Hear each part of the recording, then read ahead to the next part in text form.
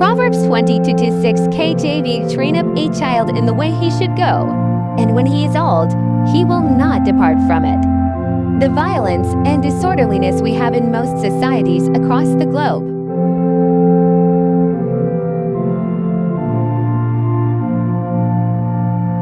is as a result of parental negligence, family dysfunction, negative societal influence, which was not so from the beginning.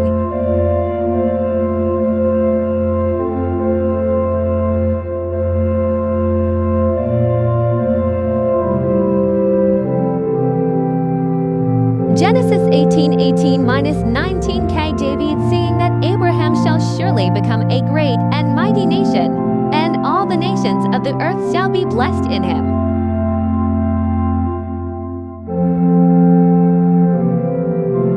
For I know him, that he will command his children, and his household after him, and they shall keep the way of the Lord, to do justice and judgment.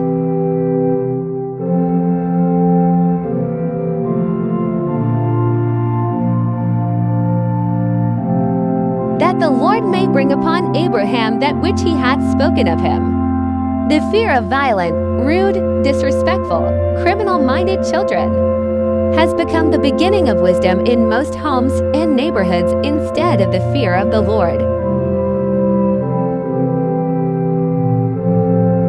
Some of these uncouth children have become so dreadful and monstrous, a big cankerworm to the society they reside.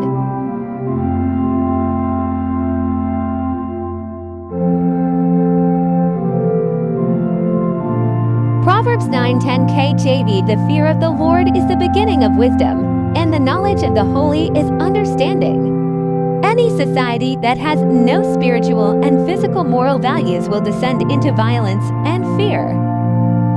This is the moral compass for any family, society, or nation. Jeremiah 2:11-13 KJV, hath a nation changed their gods, which are yet no gods?